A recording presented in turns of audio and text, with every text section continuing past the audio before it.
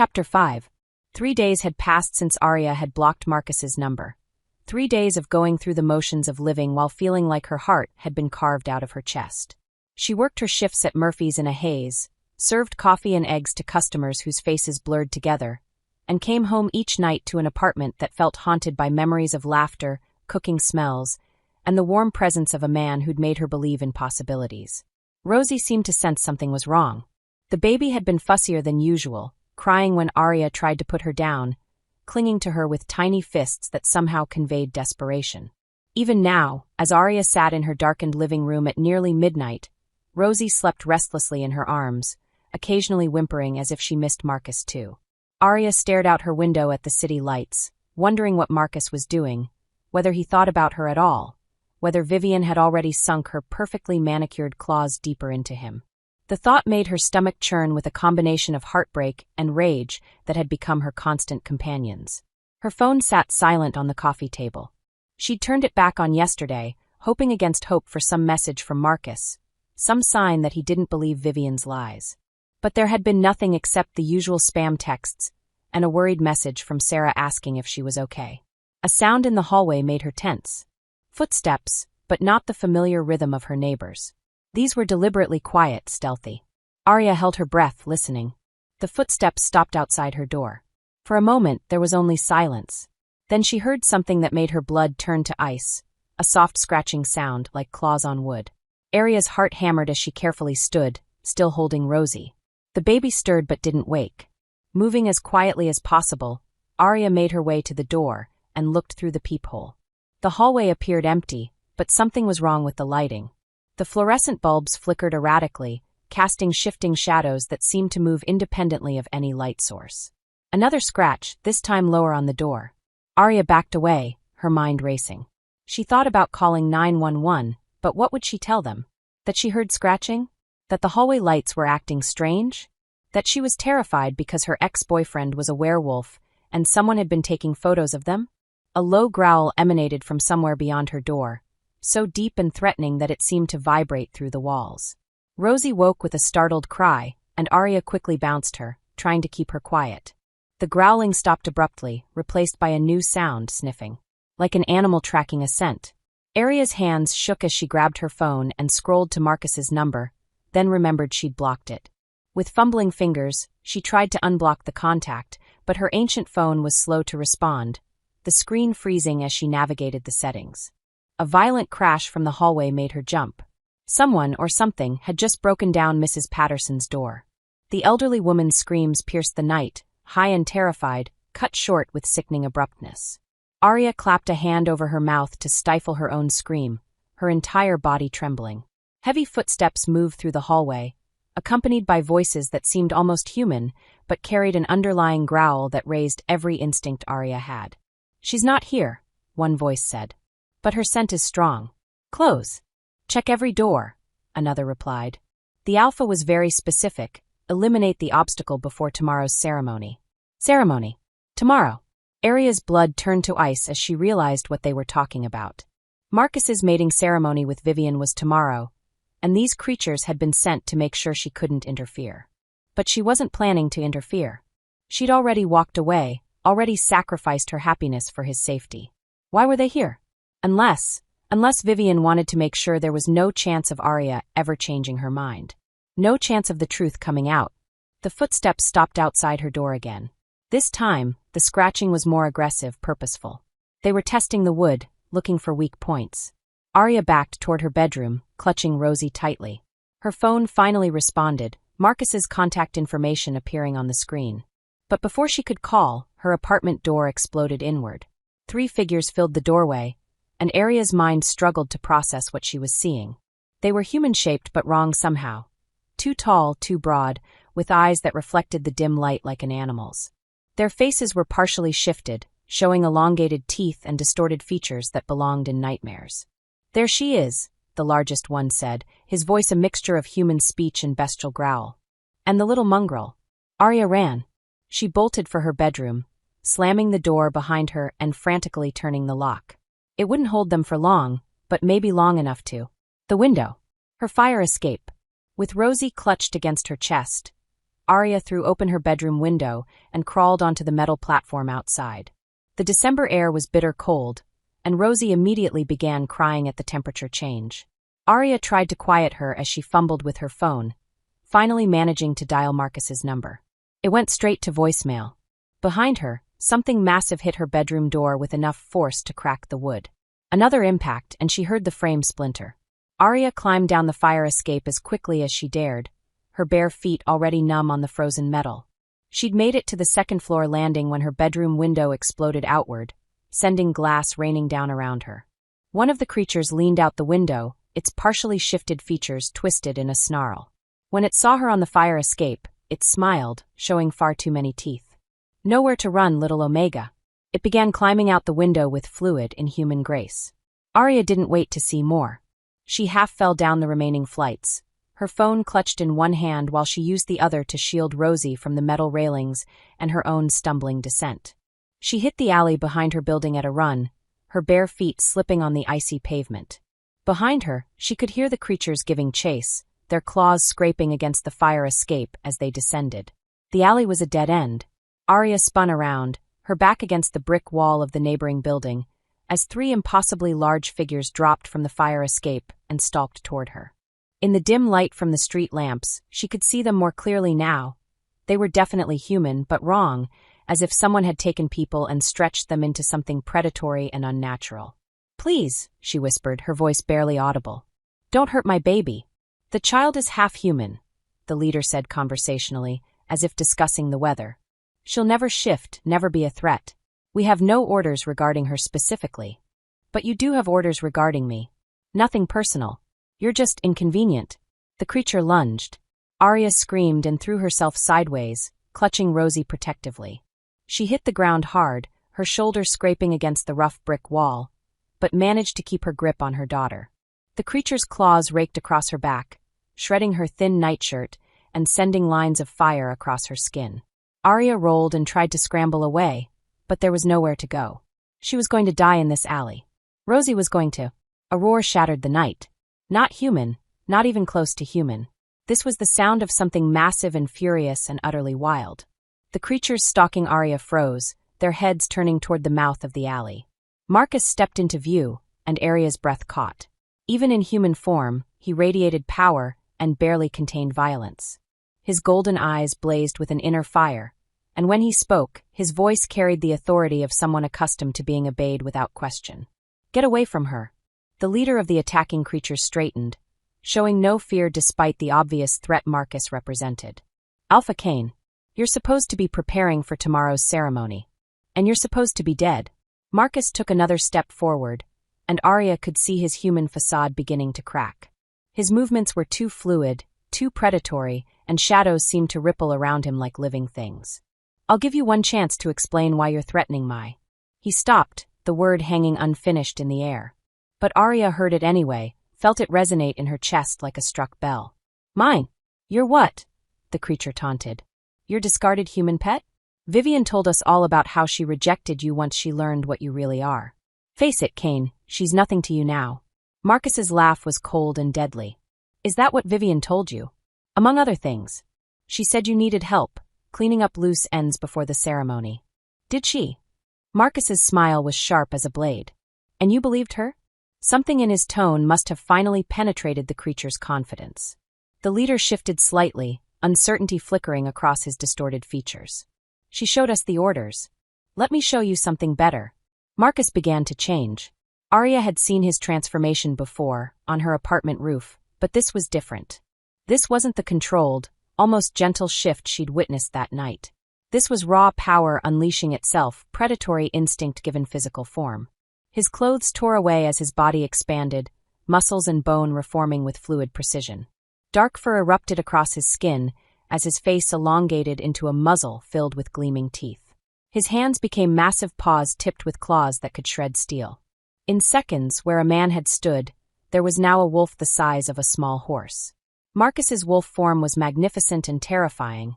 Black fur shot through with silver, eyes that burned like golden flames, presence that commanded submission from every living thing in his vicinity. The attacking creatures stumbled backward, their earlier confidence evaporating. Arya could smell their fear, sharp and acrid in the cold air. Alpha, one of them stammered. We were told. Marcus's growl cut off the explanation. The sound was so deep, so primal, that Arya felt it in her bones. The baby in her arms had gone completely silent, not from fear but from some instinct that told her to be still in the presence of an apex predator. The largest of the creatures, the one who had called her a little Omega, tried to run. Marcus was on him before he'd taken 3 steps. What followed was swift and brutal. The creature's scream cut through the night, then went silent.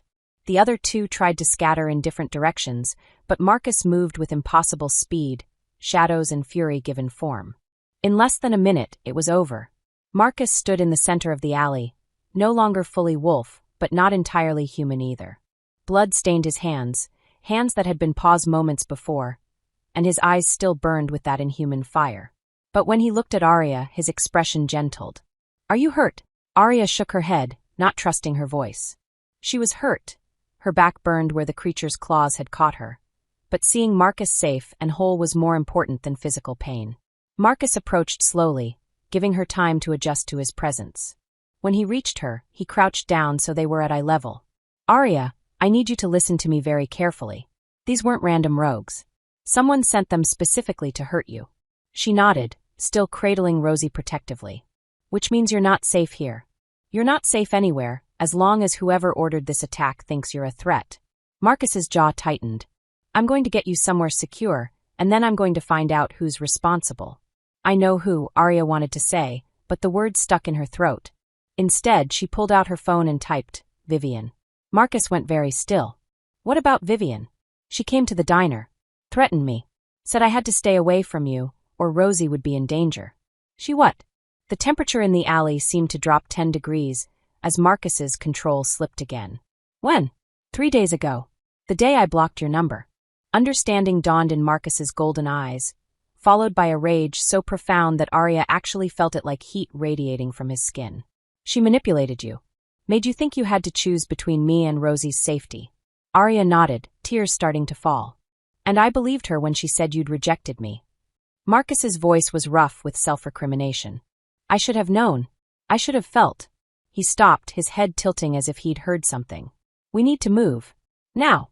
Marcus stood and offered her his hand. "More are coming." Arya could hear it too now. The distant sound of engines, multiple vehicles moving through the night with purpose.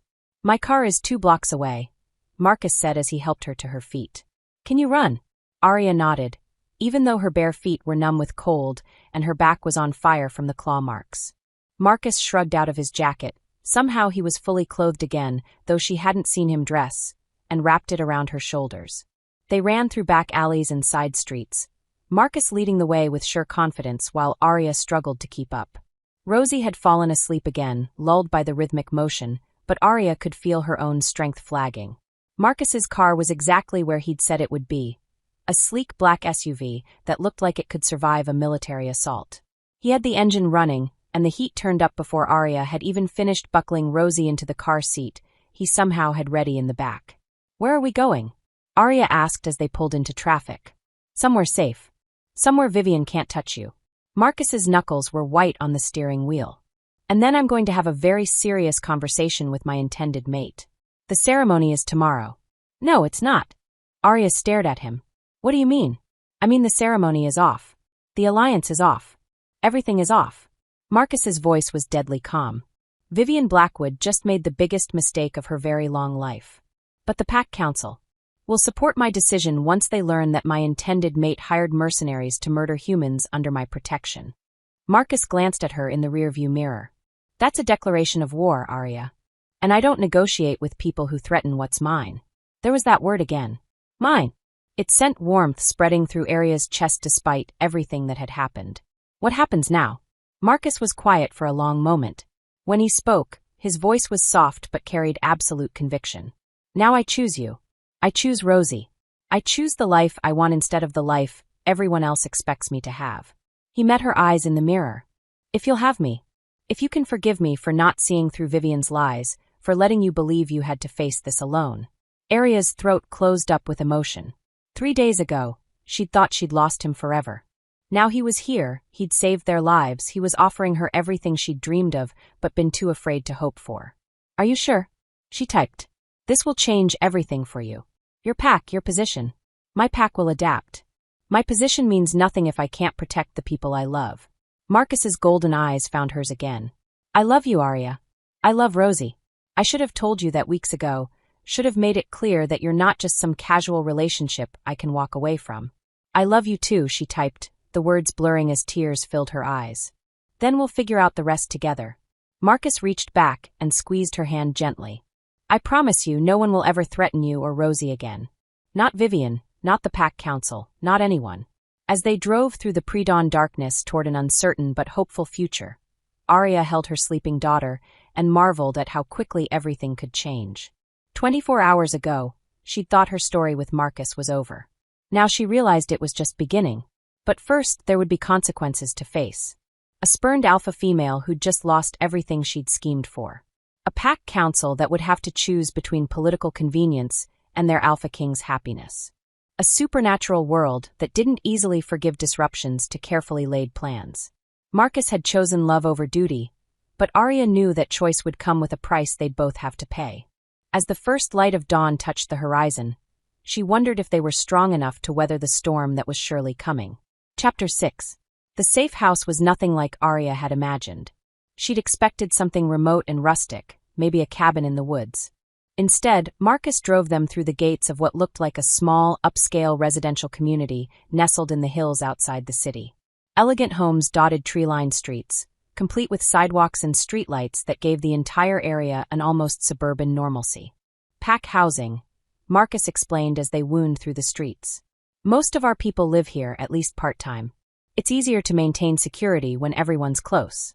Arya counted at least 50 houses, each substantial and well-maintained. Through lit windows, she glimpsed families going about evening routines. Children doing homework, couples cooking dinner, elderly people watching television. It looked so normal that she almost forgot these weren't ordinary suburban families. Then she noticed the details that set this place apart. The too-perfect posture of a man walking his dog. The way a woman pruning roses in her front yard tracked their vehicle with predatory alertness. The children playing in one yard who moved with fluid grace that didn't look quite human. "Everyone here is?" Arya gestured vaguely. "Werewolf, yes. About 200 families in total." Marcus pulled into the driveway of a large colonial-style house. "This is the main safe house. My beta Alex lives here with his mate and kids." The front door opened before they'd even gotten out of the car, revealing a tall man with sandy hair and intelligent green eyes. He was handsome in a quieter way than Marcus, but carried himself with the same unconscious authority. "About time," Alex said, jogging down the front steps. "When you didn't show up for the pre-ceremony briefing, I started making calls." "What the hell happened?" "Vivian happened," Marcus said grimly as he helped Arya out of the passenger seat. "And we need to talk. All of us." Alex's gaze shifted to Arya and Rosie, and she saw the moment he caught their scent. His nostrils flared slightly, his expression shifting from concern to something more complex. Surprise, calculation, and what might have been recognition. "The human," he said quietly. "Her name is Arya." Marcus's voice carried a warning. "And she's under my protection." "Of course." Alex's tone became carefully neutral. "Come inside. Sarah's got dinner ready, and the kids are already asking about the baby." The interior of the house was warm and welcoming, decorated with comfortable furniture and family photos. A woman emerged from the kitchen, petite and dark-haired with laugh lines around her eyes and flour on her apron. "You must be Arya," she said with genuine warmth. "I'm Sarah, Alex's mate. And who's this little angel?" Arya fumbled for her phone, then hesitated. These people knew what she was, knew why she couldn't speak normally. The thought was both terrifying and oddly liberating. "This is Rosie," she typed. "Thank you for letting us stay." "Nonsense, your family now." Sarah's easy acceptance made Arya's chest tight with unexpected emotion. "Let me show you to your room, and then we'll get some food in all of you." As Sarah led them upstairs, chattering about the guest room and asking about Rosie's feeding schedule, Arya caught fragments of the intense conversation happening between Marcus and Alex in the living room. Ceremony was supposed to start in 6 hours. Hired mercenaries to kill her. Council's going to lose their minds. Bigger problem than we thought. The guest room was spacious and comfortable, with a crib already set up in the corner. Sarah must have prepared it while they were driving over, another sign of the pack's efficiency. The bathroom's through there, Sarah said, pointing to a connecting door. Fresh towels in the cabinet. Are you hurt? There's blood on Marcus's jacket. Arya had forgotten about the claw marks on her back. Now that Sarah mentioned them, they burned with renewed intensity. Just scratches. I'll be fine. Let me take a look. Sarah's voice brooked no argument. I was a nurse before I made it Alex. Turn around. The wounds were deeper than Arya had thought, for parallel gashes that would definitely need attention. Sarah cleaned them with gentle efficiency, applying some kind of herbal salve that immediately reduced the burning sensation. This will help them heal faster, Sarah explained as she bandaged the wounds. One of the benefits of pack life, we have access to traditional remedies that work better than human medicine. Is everyone here so welcoming? Arya typed. Sarah paused in her bandaging. Honestly, you're going to face some resistance. Marcus choosing a human mate over Vivian Blackwood. It's going to cause ripples. But anyone with sense can see how he looks at you. How does he look at me? Like you're his whole world. Sarah's smile was gentle. Like he'd burn down everything else to keep you safe. A soft knock interrupted them. Alex appeared in the doorway, his expression serious. Sorry to interrupt, but Marcus wants to brief everyone together. The kids are in bed, and we've got some pack members coming over who need to hear this. Downstairs, the living room had filled with people. Arya counted 8 adults, all of whom turned to study her with varying degrees of curiosity and wariness when she entered. She recognized the look, the same assessment she'd gotten from customers at the diner, the same calculation of her worth based on her obvious disadvantages. Marcus stood immediately when he saw her, crossing the room to put a protective arm around her shoulders. The gesture wasn't lost on anyone present. Everyone, this is Arya Thorne and her daughter Rosie, Marcus said, his voice carrying alpha authority. They're under pack protection. A woman with silver-streaked hair and sharp blue eyes stepped forward. Elena Winters, pack council member. Her tone was polite but cool. We need to discuss the implications of tonight's events. Marcus guided Arya to the couch, keeping her close as the group settled into chairs around the room. The tension was thick enough to cut with a knife. First, Marcus began, the mating ceremony is cancelled. Permanently. The reaction was immediate. Several people started talking at once, voices raised in alarm and objection. Elena held up a hand for silence. Marcus, you can't just. I can and I did. Marcus's voice cut through the protests. Vivian Blackwood hired mercenaries to murder Arya and her child. That's a declaration of war against our pack. You have proof of this? Elena's skepticism was obvious. Alex pulled out a tablet, swiping through what appeared to be surveillance footage. The attack was recorded by security cameras in the alley. 3 rogues clearly coordinating, targeting a specific human female and child. The lead attacker mentioned orders from the Alpha regarding eliminating an obstacle before the ceremony. The room went quiet as Alex played the footage. Arya forced herself to watch, seeing her own terror replayed on the screen. Marcus's transformation, the swift and brutal justice that followed. The rogues? Elena asked. Dead. All 3. Marcus's tone was flat. But not before one of them confirmed they were hired by Vivian. A younger man with dark hair leaned forward. Even if that's true, breaking the alliance will have consequences. The Blackwood pack won't take this lying down. Let them try, Marcus said coldly. Any pack that targets innocent humans under my protection forfeits the right to alliance with us. But she's not innocent, is she? Elena's gaze fixed on Arya with laser intensity. She's an Omega, unmated, with a child of unknown parentage. Do you have any idea what kind of political complications this creates? Arya felt heat flood her cheeks at the clinical assessment. She was being discussed like a problem to be solved, a threat to be managed. Marcus's arm tightened around her. Elena! No, let me speak. Arya's voice came out as barely more than a whisper, but in the quiet room, everyone heard her. You want to know about complications? I've been living with them my whole life. She pulled out her phone, typing rapidly. I know I'm not what you expected. I know I'm not sophisticated or powerful or politically useful. But I didn't ask for any of this. I was just trying to raise my daughter and survive. Elena read the message, her expression softening slightly. Marcus chose me, Arya continued typing. I didn't manipulate him or trap him. If anything, I tried to walk away to protect him. So if you want to blame someone for disrupting your plans, blame the woman who hired killers to murder a mother and child. The room was silent for a long moment. Then Elena nodded slowly. You're right. I apologize. The situation has us all on edge. She looked around the room. But we still need to address the larger issue. The Blackwood Alliance was crucial to our territory agreements. Without it, we'll manage, Marcus said firmly. We always have. Alex cleared his throat. Actually, there's something else. I've been digging into Vivian's communications since Marcus called me tonight. What we found suggests this goes deeper than a spurned woman's revenge. He pulled up a series of documents on his tablet. Financial transfers from the Eastern Pact to known mercenary groups. Not just the 3 who attacked tonight. We're talking about a small army. Equipment purchases. Safe house rentals across our territory. Elena's face had gone pale. How long has this been going on? At least 6 months. Maybe longer. Alex looked grim. This wasn't about forcing Marcus into the mating ceremony. This was preparation for a hostile takeover. Marcus was very still beside Arya. Explain. Think about it. Vivian marries you, becomes your queen, gains access to all our pack's secrets and security protocols. Meanwhile, her father's been positioning mercenaries throughout our territory.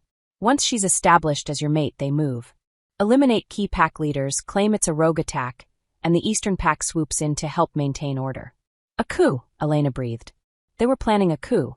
Using the mating alliance as a Trojan horse, Alex confirmed. The attack tonight wasn't about eliminating a romantic rival. It was about eliminating a witness who might have complicated their timeline. Arya felt sick. Because I saw through Vivian's lies. Because Marcus chose me over her. Exactly. Alex's expression was grim. You became a problem they needed to solve before moving to the next phase. The implications hung heavy in the air. If Arya and Marcus hadn't found each other, if he'd gone through with the ceremony tomorrow, the entire Northern Pack would have been walking into a trap. We need to contact the other packs, Elena said, already reaching for her phone. Warn them what the Blackwoods are planning. Agreed. But first, we need to make sure Arya and Rosie are completely safe. Marcus looked around the room.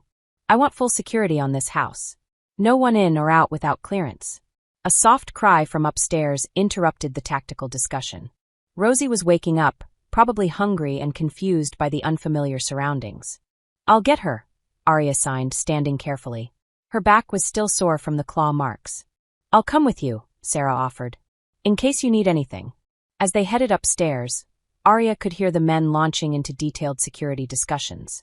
The weight of what she'd learned pressed down on her. She and Rosie hadn't just been caught in the crossfire of supernatural politics, they'd been the key to preventing a war.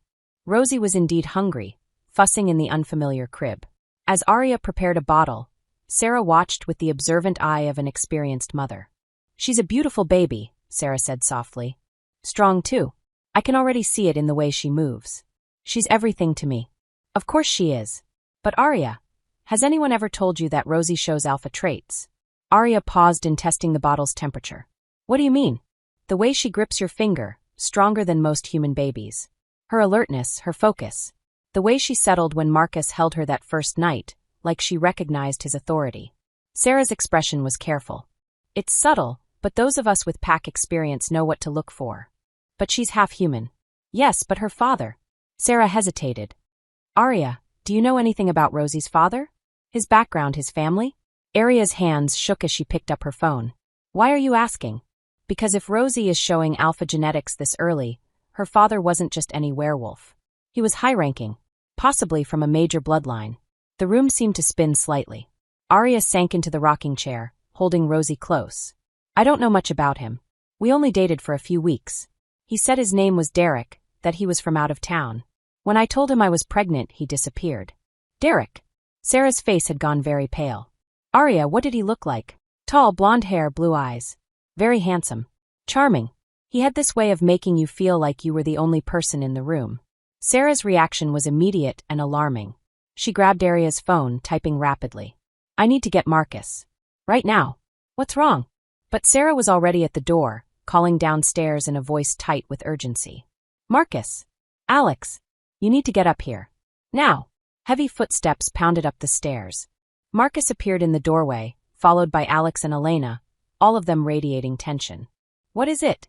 Marcus asked. Sarah looked at Arya, then at Rosie sleeping peacefully in her mother's arms. I think I know who Rosie's father was.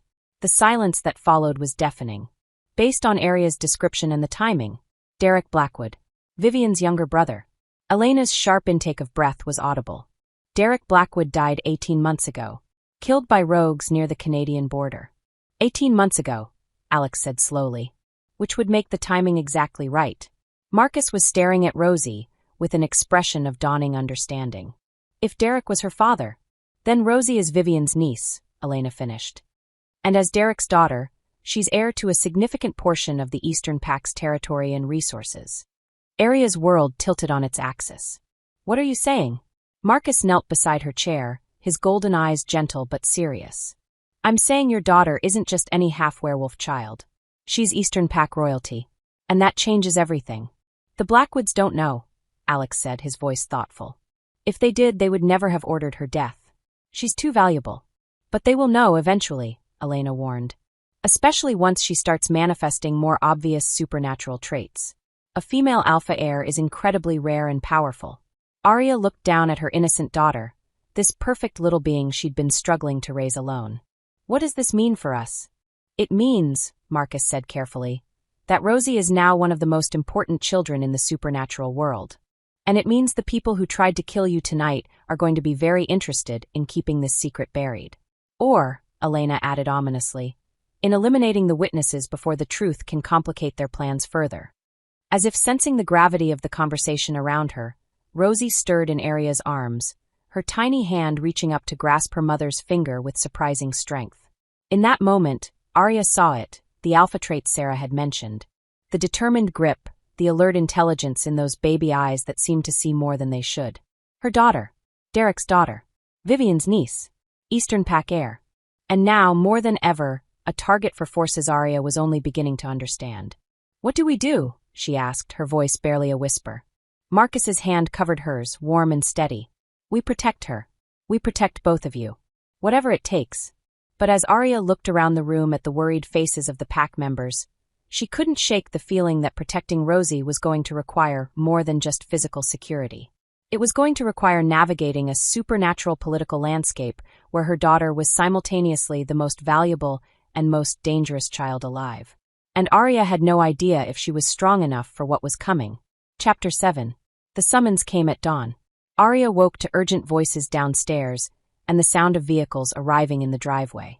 Through the guest room window, she could see black SUVs with tinted windows, their occupants remaining hidden, but their presence unmistakably threatening. Marcus appeared in the doorway, already dressed in what she was beginning to recognize as his Alpha King attire. A perfectly tailored black suit that somehow managed to look both elegant and dangerous. We have visitors, he said grimly. Eastern Pac delegation. They're here for Rosie. Aria's blood turned to ice. She looked at her daughter, still sleeping peacefully in the crib, oblivious to the storm gathering around her tiny existence. How do they know? Someone talked. Word travels fast in our world. Marcus moved to the window, his body tense as he watched the vehicles. Thorne's out there. Vivian's father. He's demanding a formal hearing. Aria grabbed her phone with shaking hands. What kind of hearing? The kind where he presents his claim for custody of his granddaughter. Marcus's jaw was tight with controlled fury. According to Eastern Pac law, blood relatives have rights to Pac children, especially alpha heirs. Over my dead body. That might be exactly what he's counting on. Marcus turned from the window, his golden eyes blazing. Aria, I need you to understand something. What happens next? It's going to get ugly. There are laws, traditions, protocols that govern these situations. And most of them weren't written with human mothers in mind. A soft knock interrupted them.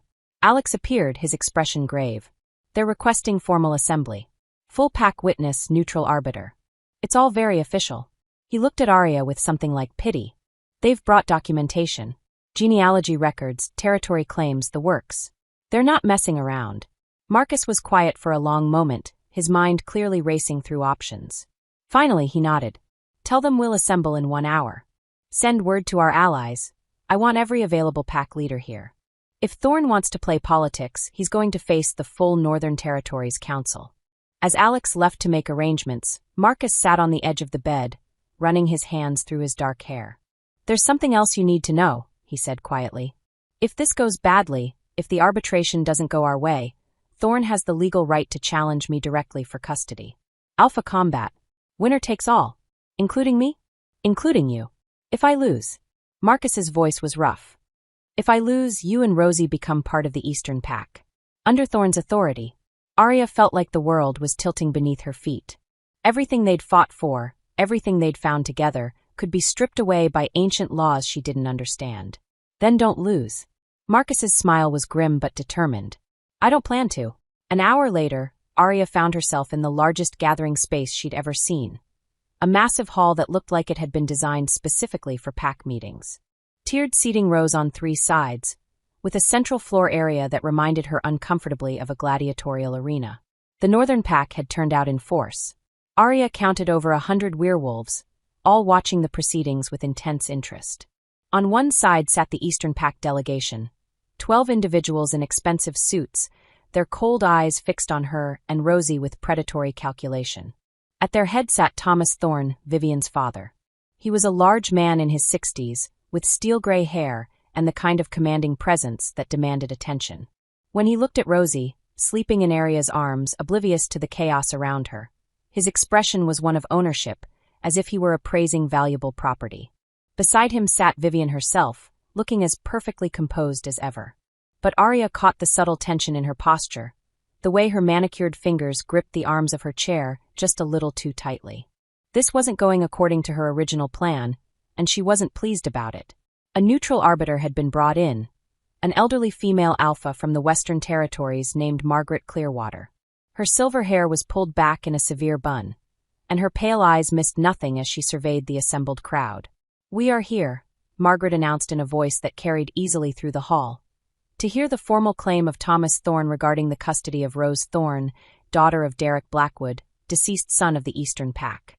The formal language made Arya's daughter sound like a legal document rather than a living child.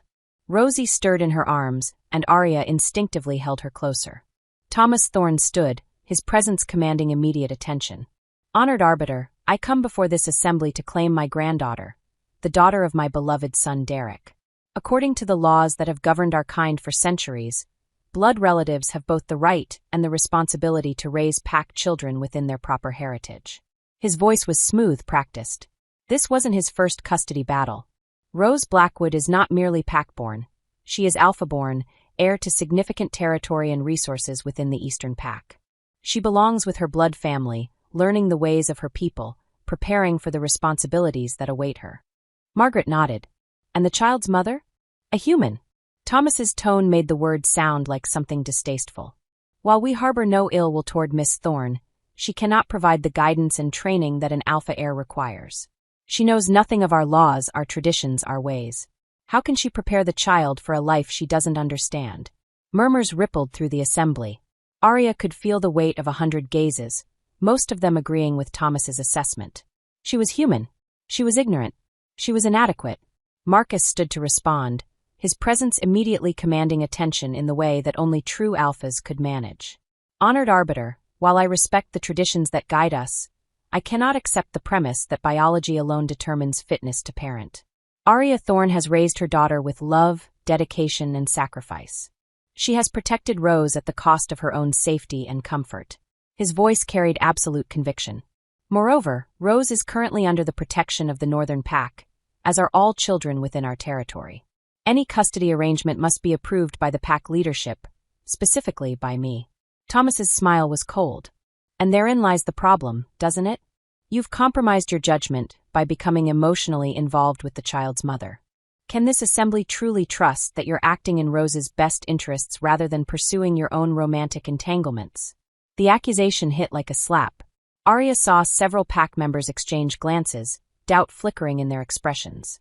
"Furthermore," Thomas continued, "there are questions about the circumstances surrounding my son's relationship with Miss Thorne. Derek was killed before he could fulfill his responsibilities to his child. It's possible he never even knew she existed." "Liar," Arya thought fiercely. Derek had known. He'd run when she told him, but he'd known. Marcus's voice turned dangerous. "Are you suggesting that Arya is lying about her daughter's parentage?" "I'm suggesting that without proper DNA verification, we're taking the word of a woman who has already demonstrated a willingness to manipulate alphas for her own gain." The insult hung in the air like a challenge. Arya felt heat flood her face, rage and humiliation warring in her chest. Every cruel thing Vivian had said to her in the diner came rushing back. Pathetic mute omega, could never be queen, walking pheromone factory. Before Marcus could respond, Vivian stood gracefully. If I may, honored arbiter, I'd like to address the assembly. Margaret nodded her permission. I knew Derek better than anyone here, Vivian said, her voice carrying just the right note of grief. We were very close, and he told me about his relationships. If he had fathered a child, I would have known about it. Another lie. Arya could see it in the way Vivian's eyes flickered away from direct contact, in the subtle tension around her mouth. Moreover, Vivian continued, the child shows no definitive signs of Blackwood heritage. She could be the daughter of any alpha, or even a particularly strong beta. Without DNA confirmation, this entire proceeding is based on speculation and wishful thinking. The doubt in the room was becoming palpable. Arya could feel support slipping away, CPAC members who had been neutral beginning to side with the Eastern delegation. Margaret looked around the assembly. Are there any who can verify the child's parentage? Silence stretched through the hall. Arya realized with growing despair that she had no proof beyond her own word, and her word as a human carried little weight in this supernatural court. Then Sarah stood up. I can verify certain aspects of the timeline, she said clearly. And I can confirm that the child shows strong alpha genetics. Stronger than would be expected from a random mating. It was something, but Arya could tell it wasn't enough. The Eastern Pack had come prepared with lawyers and documentation and centuries of precedent. She had nothing but her love for her daughter and the word of people who barely knew her. Thomas seemed to sense victory. Honored arbiter, I believe the evidence speaks for itself. The child belongs with her blood family, learning her proper heritage. I'm prepared to take custody immediately. Over my dead body, Marcus said quietly, but his words carried to every corner of the hall.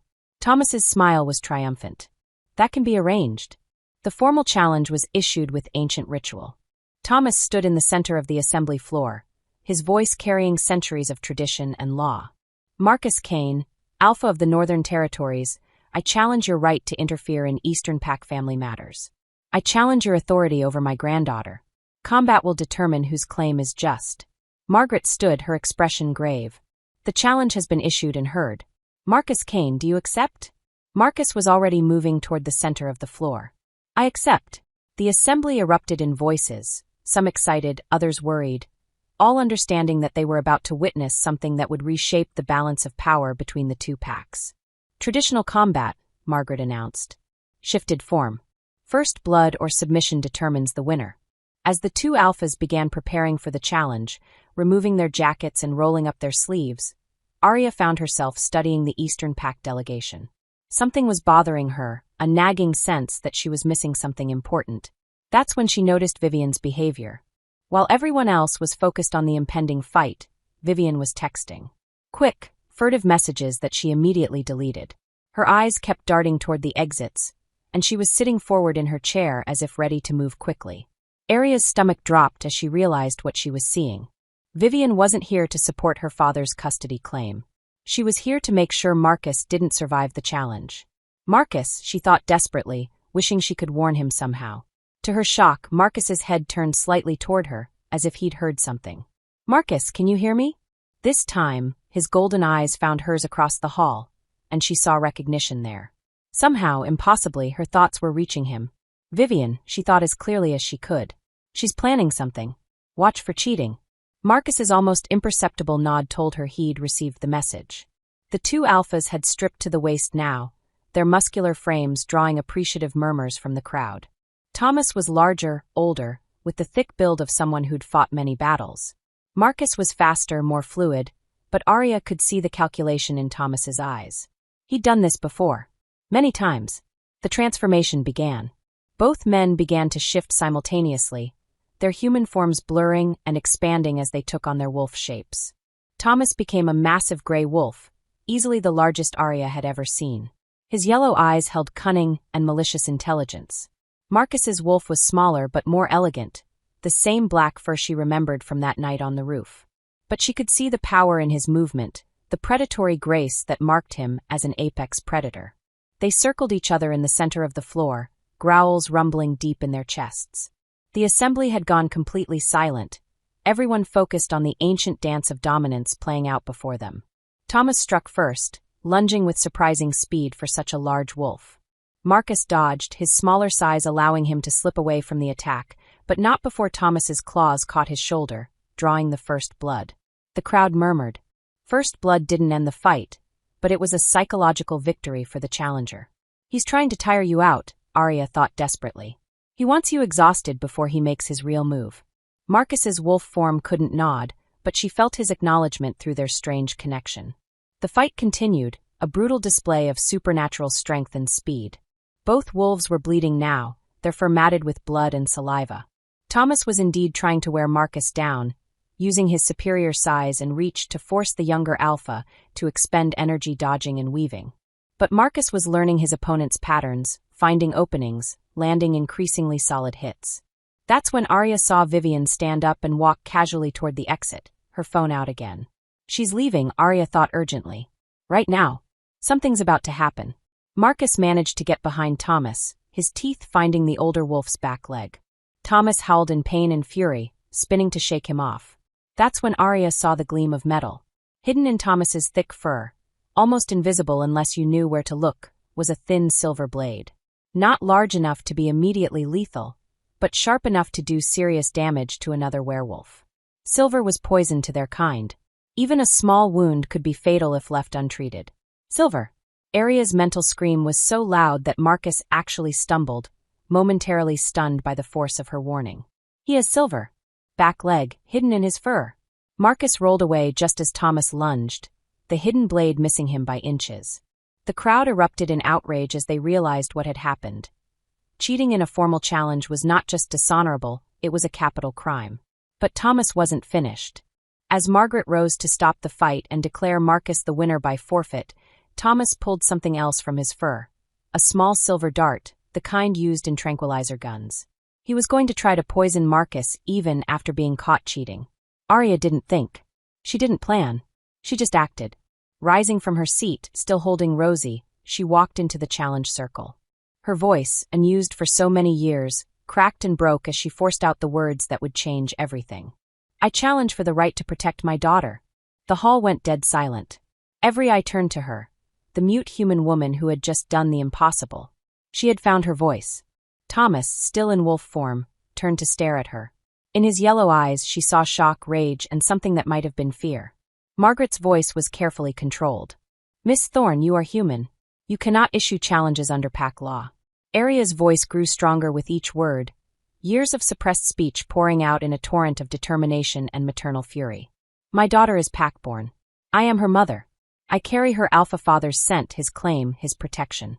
She looked around the assembly, meeting every gaze that had dismissed her as weak, as inadequate, as insignificant. I may be human, but I am not defenseless. And I will not let anyone take my child. Marcus, back in human form now, stared at her in amazement. Arya.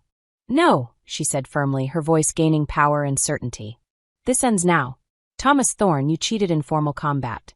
You brought weapons into a sacred challenge. You have forfeited any right to my daughter.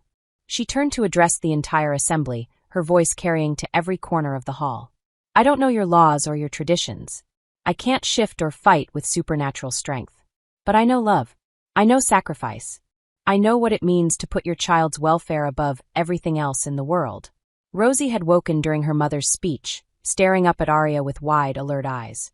Not crying, not fussing, listening, as if she understood that this moment would define both their futures.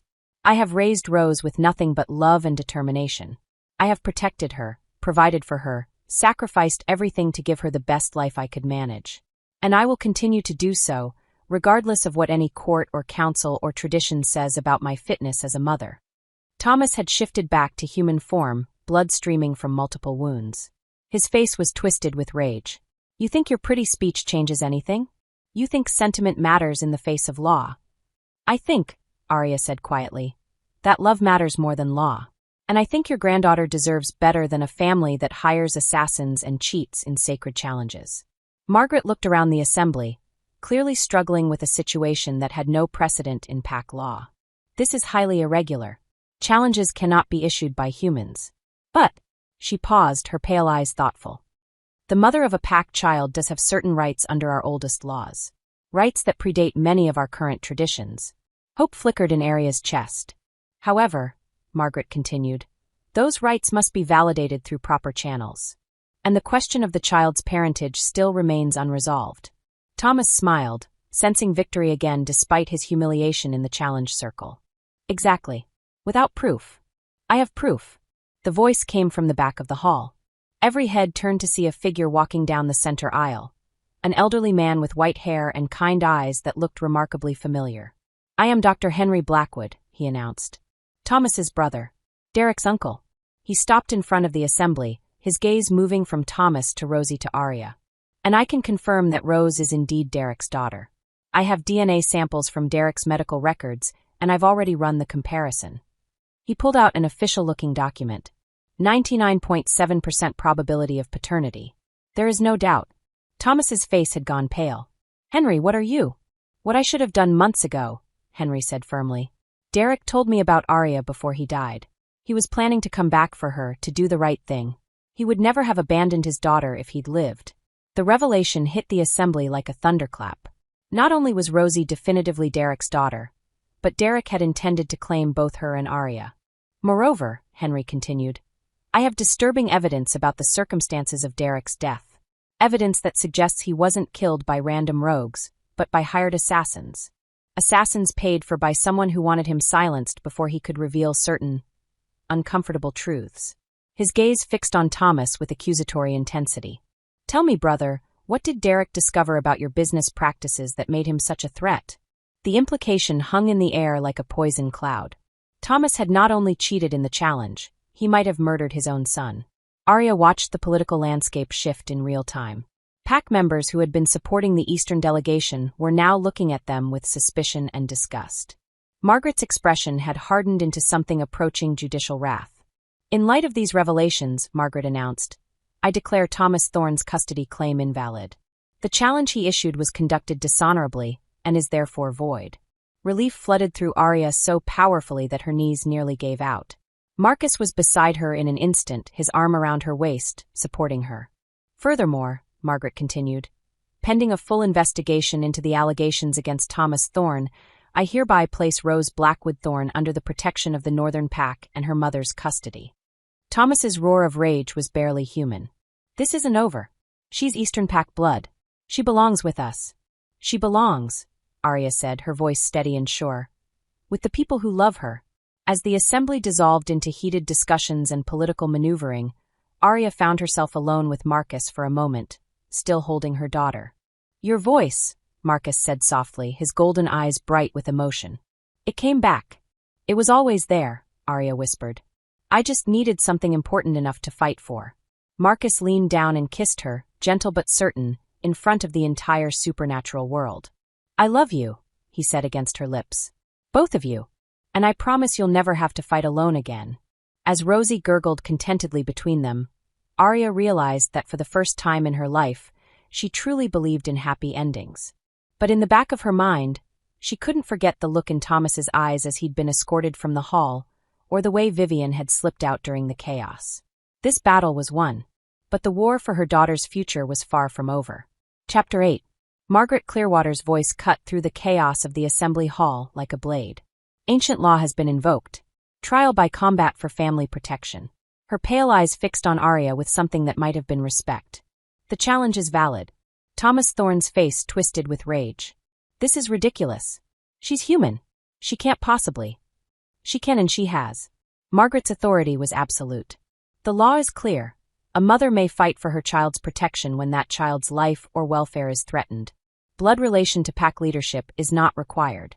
Vivian stepped forward, her perfect composure finally cracking. You can't seriously expect me to fight a human woman. It would be slaughter. Would it? Arya's voice, still gaining strength with each word, carried clearly through the hall. You seem confident for someone who's spent months manipulating others to do her dirty work. Marcus moved closer to her, his presence warm and reassuring. Through their bond, now stronger than ever since she'd found her voice, she could feel his strength, his pride, his absolute faith in her. Arya, he murmured, low enough that only she could hear. You don't have to do this. I can. No. She turned to face him fully, letting him see the determination in her eyes. This is exactly what I have to do.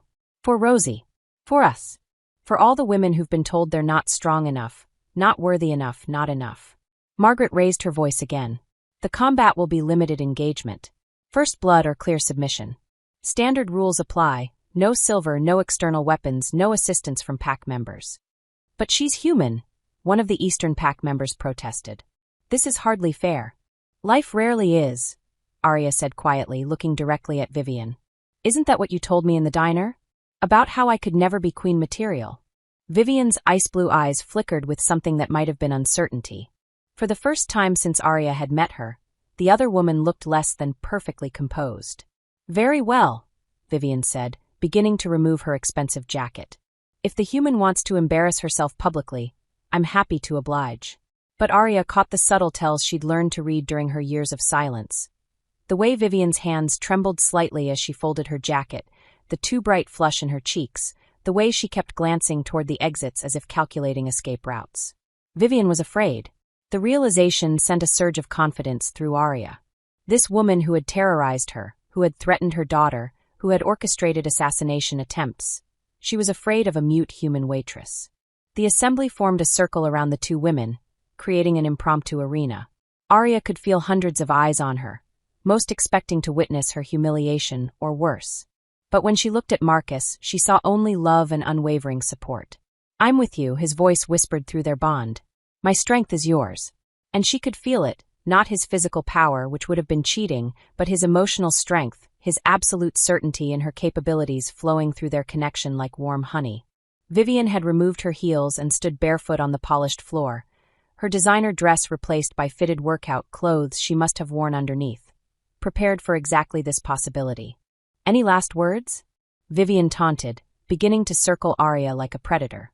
Any final messages for your daughter before I remove the obstacle she represents to her proper upbringing? Just one, Arya said, her voice steady and clear. I know what you did to Derek. Vivian stumbled slightly, her perfect composure cracking. I don't know what you're talking about. Don't you? Arya continued circling, but she wasn't moving like prey anymore. She was moving like someone who'd spent years watching, learning, understanding the subtle dynamics of power and weakness. Derek figured out your father's plan, didn't he? The coup. The assassination plot. He was going to expose everything. Derek died in a rogue attack. Derek died because he threatened to tell Marcus about your family's real intentions. He died because he was planning to come back for me and Rosie, and that would have complicated your timeline. Arya's voice grew stronger, more confident. But most of all, he died because he figured out that you were the one feeding information to the rogues all along. The accusation hit the assembly like a thunderbolt. Gasps and angry murmurs rippled through the crowd, but Arya kept her focus on Vivian, watching for the tells that would confirm her suspicion. There, a slight widening of the eyes, a barely perceptible tightening around the mouth. Guilt and fear, quickly suppressed but not quickly enough. You're insane, Vivian said, but her voice lacked its earlier conviction. Am I? Then explain this. Arya pulled out her phone, showing the screen to the assembly. It was the original threatening photo she'd received, the one of her and Marcus on the roof. I've had weeks to study this image. Do you know what I noticed? Vivian lunged without warning, her nails extended like claws as she went for Arya's face. But Arya had been watching for exactly this move, the desperate attack of someone whose secrets were being exposed. Years of carrying heavy trays while dodging grabby customers had taught Arya to be quick on her feet. She ducked under Vivian's attack, using the other woman's momentum to send her stumbling past. The reflection in the window behind us, Arya continued, as if nothing had happened. You can just make out the photographer in the glass. Someone with long blonde hair. Someone who knew exactly where we'd be and when. Vivian spun around, her perfect features twisted with rage. Shut up. You've been planning this for months, maybe years. The coup, the assassination, all of it. But Derek started asking questions, didn't he? Started noticing the inconsistencies in the rogue attack patterns, the convenient timing of various incidents. This time when Vivian attacked, it was with the desperation of someone whose entire world was crumbling. She came in low and fast, trying to tackle Arya to the ground where her superior strength would be most effective. But Arya had spent 9 months pregnant and 11 months as a single mother. She knew how to keep her balance, how to stay upright when off balance, how to protect what mattered most. She sidestepped again, letting Vivian crash into the circle of pack members who quickly pushed her back into the center. The plan was elegant, Arya continued, her voice carrying to every corner of the hall. Marry Marcus, gain access to all pack security protocols, then orchestrate his death to look like it came from outside enemies. Chaos follows, the Eastern Pack steps in to help maintain order, and suddenly Thomas Thorne controls both territories. "Stop," Vivian whispered, her composure completely shattered now. "But I complicated things, didn't I? Marcus fell in love with me instead of going through with the arranged marriage. So you had to adapt. Make me disappear, force him back to the altar, proceed with the original timeline." Vivian's attack this time was pure desperation. She threw herself at Arya with everything she had, nails raking across Arya's arms as they went down together. They hit the floor hard, Vivian on top, her hands going for Arya's throat. For a moment, Arya felt the other woman's superior strength, the crushing pressure on her windpipe. Then Marcus's voice whispered through their bond, "You're stronger than she is. Not physically, but in every way that matters." And suddenly Arya could see it clearly, not just Vivian's physical vulnerabilities, but her emotional ones. This woman who had seemed so perfect, so untouchable, was driven by desperate insecurity. Fear of being displaced, of losing status, of not being enough. Just like Arya had been, before she found her voice. Using leverage instead of strength, Arya twisted her hips and rolled, reversing their positions. Now she was on top, pinning Vivian's arms to the floor. "But you made one crucial mistake," Arya said, her voice calm despite their struggle. "You underestimated what a mother will do to protect her child." Vivian bucked and thrashed, trying to throw Arya off, but desperation had made her sloppy. Arya held on, using her lower center of gravity and superior position to maintain control. "I have a recording," Arya announced to the assembly, even as Vivian continued to struggle beneath her. "Vivian's conversation with the mercenaries who attacked me. She kept records on her phone, probably for blackmail purposes later. It was a bluff, Arya had no such recording. But she'd learned to read people during her years of silence, and she could see in Vivian's eyes that there were indeed compromising communications somewhere. "Check her phone," Arya called out. "Check her messages, her call logs, her encrypted files. I guarantee you'll find everything you need to prove that she and her father have been planning Marcus's assassination all along." "No!" Vivian's scream was desperate, animalistic. She made one final, violent attempt to escape, her elbow catching Arya in the ribs hard enough to knock the wind out of her. But it was too late. Alex was already moving toward them, Vivian's designer purse in his hands. Within moments, he'd extracted her phone and was scrolling through its contents, his expression growing darker with each screen. "Encrypted messages to known mercenary groups," he announced to the assembly. "Financial transfers. Meeting locations. And," his voice trailed off, his face pale.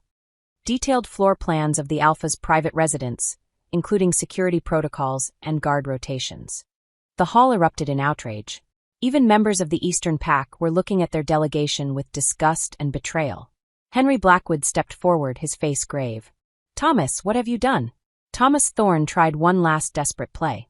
"These are fabrications. Planted evidence. You can't possibly believe." "I can and I do," Henry said firmly. "Because Derek found some of these same communications before he died. He brought them to me, asked me what to do. I told him to take them to you, to give you a chance to stop this madness." His voice broke slightly. "I never dreamed you'd have him killed instead." The confession shattered what remained of Thomas's support. Even his own pack members were stepping away from him, their expressions reflecting horror and disgust. Margaret raised her voice over the chaos.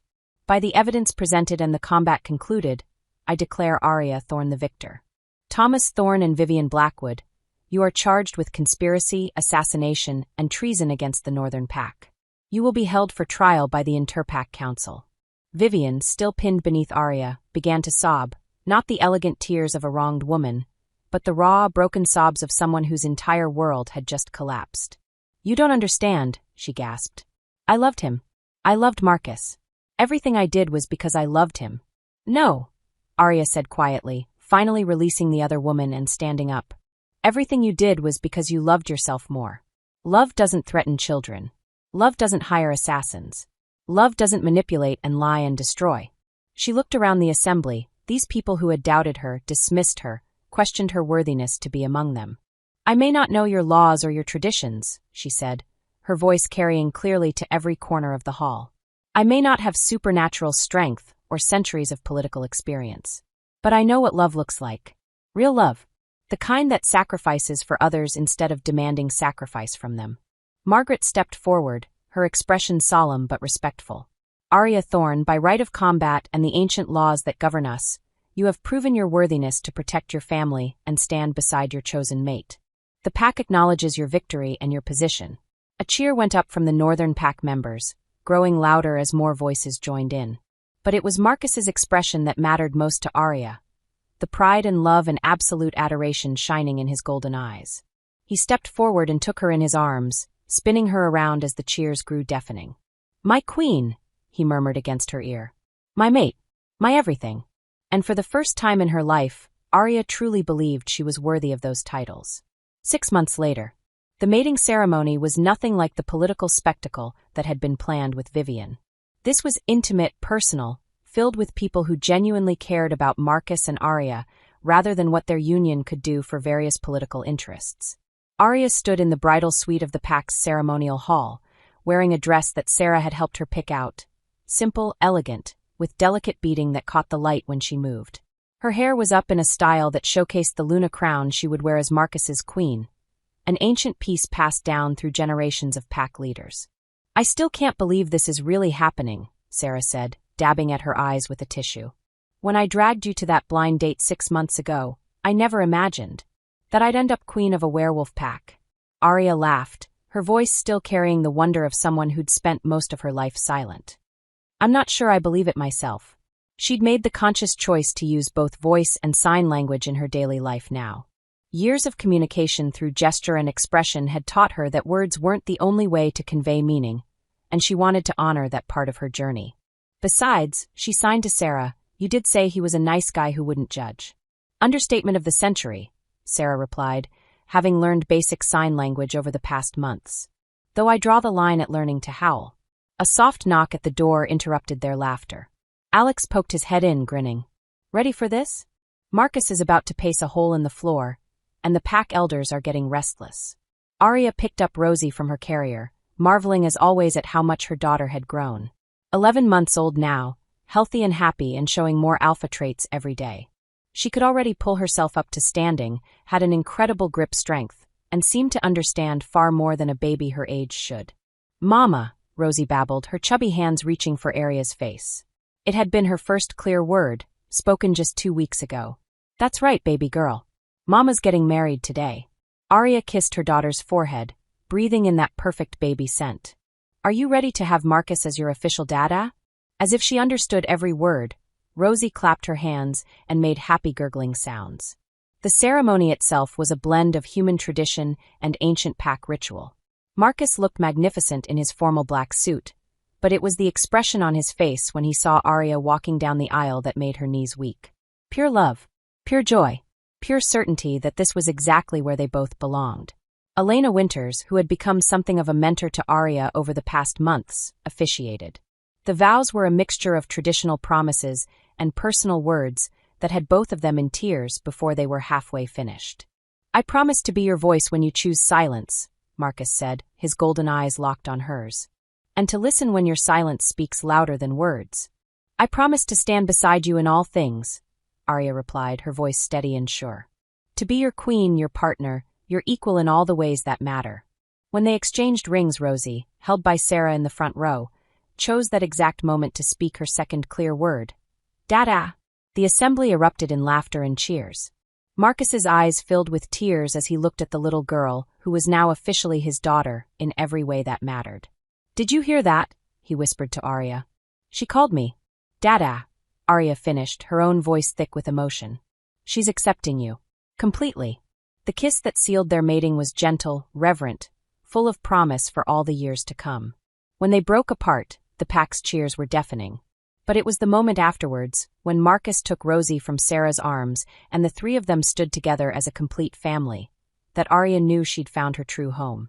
As the reception began, guests mingling and celebrating in the way that pack gatherings always seemed to do, with abundant food, laughter, and the kind of joy that came from genuine community.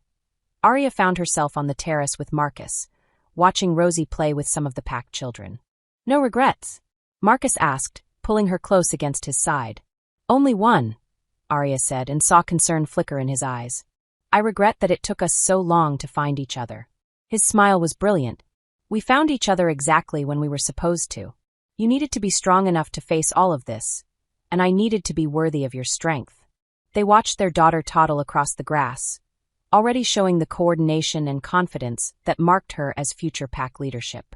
She would grow up knowing exactly who she was, where she belonged, surrounded by people who valued her for her potential rather than dismissing her for her perceived weaknesses. Alpha Kane. They turned to see one of the pack's junior members approaching, his expression serious despite the festive atmosphere. "I'm sorry to interrupt, but there's a message from the Western Territories Council. They're questioning the precedent set by your mating choices. Some of the other packs are concerned about humans in leadership positions." Marcus's expression hardened slightly, but Arya squeezed his hand. "Let them be concerned," she said calmly. "Change always makes people uncomfortable. But they'll adapt, just like everyone else has." "And if they don't?" the young man asked. Arya looked out at the pack celebration, at the children playing, at the families who had welcomed her despite every reason to be suspicious. These were her people now, and she would protect them with the same fierce determination she'd always shown for Rosie. "Then they'll learn what happens when you underestimate the strength of someone who's had to fight for everything she has," she said quietly. Marcus's smile was proud and fierce. "My queen has spoken." As the sun set over their celebration, painting the sky in shades of gold and crimson, Arya held her husband close and watched their daughter play. Tomorrow would bring new challenges, new people who would question their unconventional leadership, new battles to fight for the right to love who they chose. But tonight they were exactly where they belonged, together, surrounded by family, with voices strong enough to face whatever came next. And for the first time in her life, Arya knew with absolute certainty that her story was just beginning. The end. Thank you for listening to this story. Like, share, and subscribe for more.